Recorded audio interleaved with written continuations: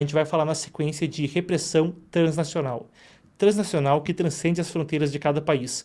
A gente fala a respeito do regime chinês e um incidente que ocorreu na Malásia e que recentemente trouxe um pronunciamento do Departamento de Estado dos Estados Unidos.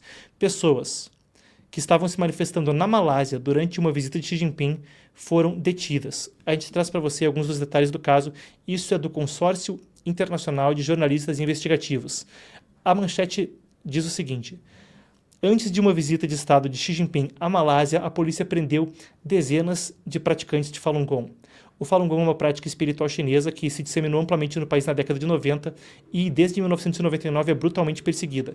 É um grupo absolutamente pacífico de pessoas que praticam coisas de linhagem budista, taoísta, tradições chinesas, a partir dos valores verdade, compaixão e tolerância. Na década de 90, quando parecia que haveria uma abertura social maior junto da abertura econômica, a prática se disseminou muito, a tal ponto que em 1999 eram, segundo estimativas do Partido Comunista, 100 milhões de pessoas praticando. Isso era mais do que o número de filiados do Partido Comunista Chinês. O resultado, Jiang Zemin, que era o secretário-geral do Partido Comunista da China na época, deflagrou uma perseguição brutal que se estende até os dias de hoje, 26 anos, até os dias de hoje. Essa perseguição essencialmente recrudesceu, tornou mais autoritário, levou o regime de volta à sua pior época, porque as agências criadas para perseguir o Falun Gong deflagraram e iniciaram uma crise de direitos humanos que depois se respingou sobre muçulmanos uigures, cristãos e outros grupos, uma infraestrutura de perseguição religiosa que gerou resultados catastróficos. E assim tem agido o Partido Comunista Chinês buscando reprimir esse grupo desde então. Muito bem, agora, o que isso significa quando a gente fala da Malásia, de outros países e do Brasil? Um grupo de manifestantes, um grupo de praticantes do Falun Gong, foi detido antes de uma visita de Estado de Xi Jinping. Enquanto a Malásia tem sim uma legislação restritiva quando a gente fala de liberdade religiosa, a coisa era injustificada. Eles teriam que ter saído, no máximo, no mesmo dia da delegacia, mas ficaram cerca de 3 a 4 dias detidos até que Xi Jinping saiu da Malásia e só aí liberaram todo mundo, contra as leis do próprio país. Há mais casos do tipo relatados. E a Bitter Winter, uma revista que conta com dissidentes chineses escrevendo, disse que isso foi por pressão chinesa, corroborando a reportagem do Consórcio Internacional de Jornalistas Investigativos. Agora, mais recente, dias atrás, o Departamento de Estado dos Estados Unidos, isso é uma exclusiva do Epoch Times, aqui é a matéria em inglês na matriz americana, mas já está em português disponível também no site do Epoch Times Brasil. O Departamento de Estado disse estar preocupado quanto à detenção na Malásia de praticantes de Falun Gong antes da visita de Xi Jinping. Vale a pena a gente destacar que isso não é um caso visto apenas ali. Aqui é outra matéria do Consórcio Internacional de Jornalistas Investigativos, dizendo que políticos dinamarqueses estavam pedindo por uma investigação do governo quanto à repressão transnacional, incluindo alvos que foram coisas parecidas com o que aconteceu na Malásia, que foram alvejados também na Dinamarca. Para a gente entender os detalhes do caso na sequência, para entender como isso se configura, eu converso agora com a Manuela Coure. A Manu é a nossa editora de China aqui no Epoch Times e quem assiste com frequência o programa sabe, uma convidada frequente. Boa tarde, Manu. Boa tarde, Marcos. Bom, vamos começar com o seguinte, então. Eu já trouxe alguns dos detalhes do caso, mas explica para a gente o que aconteceu na Malásia com essa visita de Estado do Xi Jinping. Perfeito. Marcos, até na verdade, se você me permite para a gente começar a reportagem, tem um detalhe que é bem relevante para essa reportagem e que eu gostaria também de corrigir, porque essas pessoas, na verdade, foram presos ao todo, de acordo com as reportagens, quase 80 praticantes de Falun Gong, só que essas pessoas nem estavam se manifestando. Essas pessoas, na verdade, que foram presas pelo governo da Malásia, eles estavam reunidos em uma casa de uma dessas pessoas, eles estavam fazendo geralmente aquelas pessoas, elas se reúnem juntas para estudar alguns livros da disciplina do Falun Gong, e eles estavam reunidos, e acontece que a polícia da Malásia foi até a casa onde eles estavam reunidos e prendeu essas pessoas sem justificativa, justamente 2 dias antes da visita do Xi Jinping. Então é interessante, eu achei que era importante a gente trazer também essa correção, só para a gente entender que essas pessoas nem estavam se manifestando e nem estavam em um local público.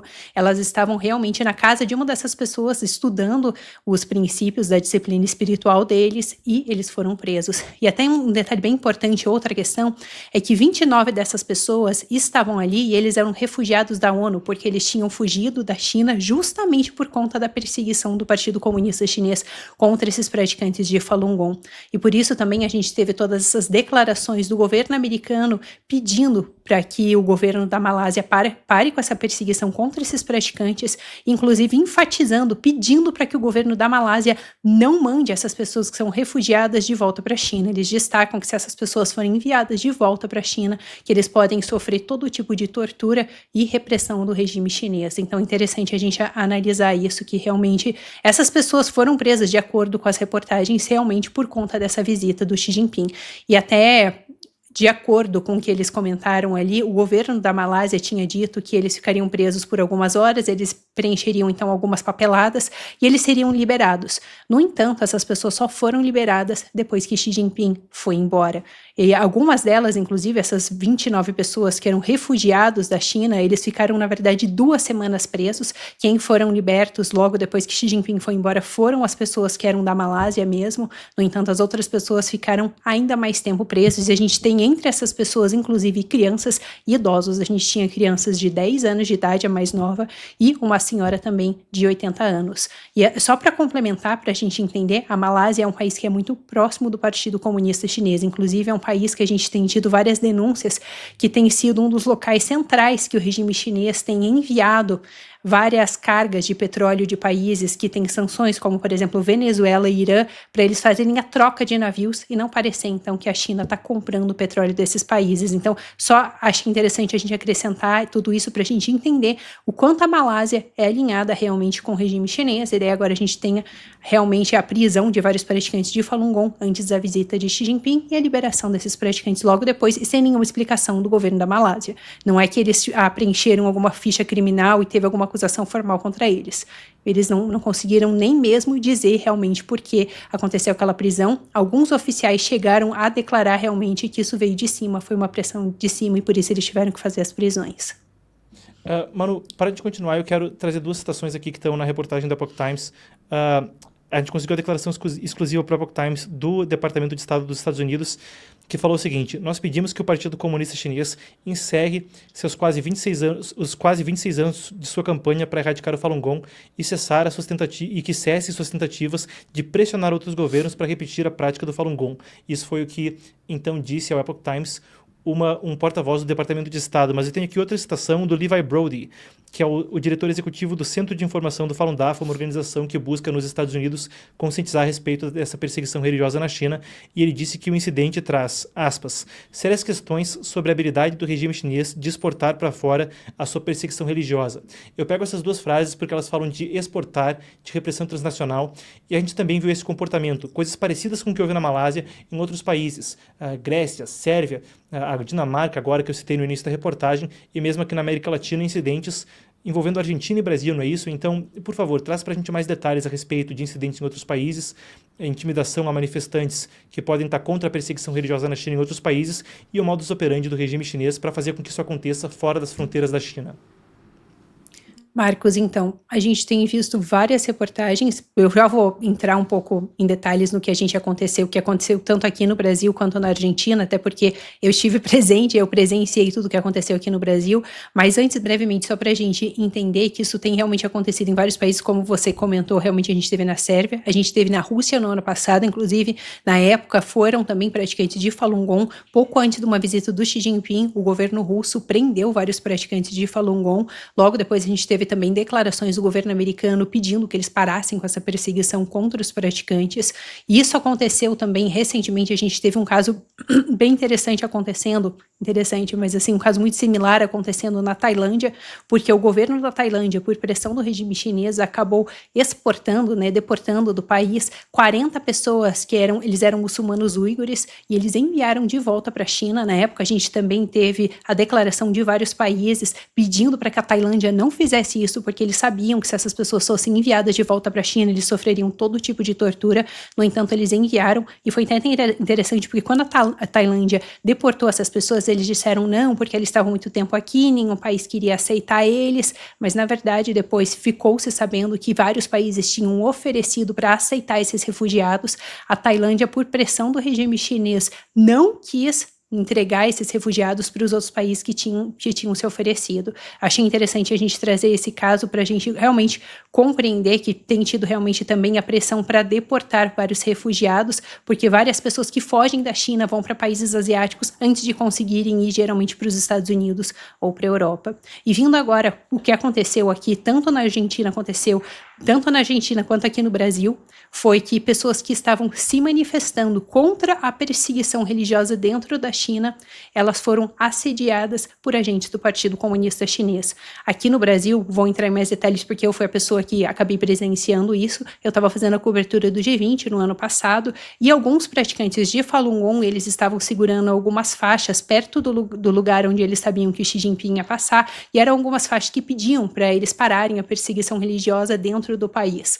Acontece que pouco tempo depois veio um ônibus cheio de pessoas com as bandeiras realmente da China, do regime chinês, e tentaram assediar esses praticantes de Falun Gong, tentar impedir que eles se manifestassem e pedisse que o regime chinês parasse com toda essa perseguição. E até a gente teve esse caso na Argentina também no começo desse ano, eu cobri essa matéria, eu falei com essas pessoas, eu pude entrevistar algumas delas, e o caso ali na Argentina foi ainda pior, porque justamente ali em Buenos Aires a gente tem uma atuação muito forte do regime chinês. O que acontece é que vários praticantes de Falun Gong, eles tinham ido, na verdade, num festival lunar, que é o festival de Ano Novo Festival de Ano Novo chinês, que estava acontecendo ali em Buenos Aires, e eles só estavam entregando alguns folhetos, divulgando realmente a prática para que outras pessoas pudessem conhecer a disciplina espiritual. Acontece que essas pessoas foram realmente brutalmente perseguidas e atacadas por agentes do regime chinês, e foi tudo coordenado, tanto que a gente trouxe algumas reportagens mostrando realmente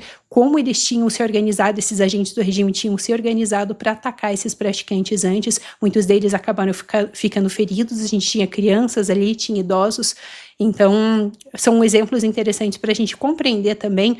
Eu acho que isso é muito relevante para a gente entender que não é algo que está longe da gente, é algo que está acontecendo, inclusive, aqui no nosso país e aqui no nosso continente. Manu, para a gente encerrar, junto dessas questões, comumente a gente vê também campanhas de mídia do regime chinês. É estimado pelo Wilson Center que o partido gaste aí bilhões de dólares anualmente em campanhas de desinformação no exterior, mesmo quando a gente fala do Foreign Agents Registration Act, a lei de registro de agentes estrangeiros dos Estados Unidos. Os jornais chineses operando nos Estados Unidos têm que se registrar como agentes estrangeiros e declarar o dinheiro que eles gastam. E se a gente pega o China Daily ou outros jornais chineses, investem mesmo em veículos brasileiros para também trazer perspectiva ou propaganda do regime chinês para veículos nacionais, uma coisa que a gente também já cobriu no passado. Então, pode explicar um pouco mais para a gente também, brevemente, para a gente encerrar, como isso também comumente vem aliado, vem junto de campanhas de mídia no exterior? Marcos, então, isso tem acontecido bastante, o alinhamento do regime chinês com várias mídias locais, e é até interessante a gente destacar, porque a gente já teve um aumento, na verdade, na atuação das mídias estatais do partido em outros países, tanto que a gente pode ver várias mídias do partido, tanto a Xinhua quanto o China Daily, várias mídias do partido realmente atuando aqui, mas é interessante porque as pessoas elas conseguem perceber realmente que é propaganda do partido por ser uma mídia estatal. Por isso, nos últimos tempos, a gente vê um alinhamento cada vez maior do Partido Comunista Chinês com mídias que a princípio não seriam associadas, não seriam mídias do partido, para tentar promover a narrativa. Então a gente vê, por exemplo, um financiamento muito grande dessas mídias, e isso tem acontecido bastante aqui no Brasil, inclusive com algumas agências estatais brasileiras aqui, a gente vê, por exemplo, com a TV Cultura, com a ABC, até algumas outras agências grandes, por exemplo, a Folha de São Paulo é também uma das empresas brasileiras aqui que recebe financiamento do partido. A gente tem a Band também, que agora eles tiveram vários programas, a Band foi um dos canais que mais abertamente se associou ao partido, assim, né, de até terem programação conjunta, mas é interessante porque o Partido Comunista Chinês realmente tem utilizado essas mídias para espalhar toda a propaganda dele, para disseminar as informações que eles querem, porque essas são mídias que o público já conhece, que o público já confia de uma certa forma, então eles acabam utilizando realmente todas essas plataformas e também as redes sociais.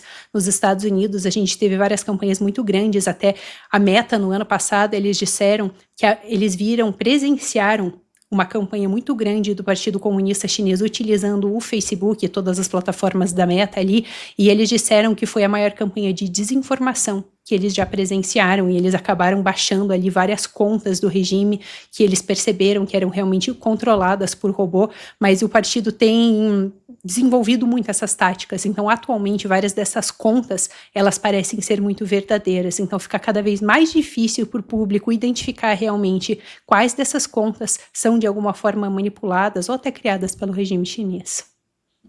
Perfeito. Muito bom, então, Manu. Muito obrigado pelo tempo, muito obrigado pela atenção. A gente segue contigo para mais atualizações sobre China. Uma ótima tarde. Muito obrigada, Marcos.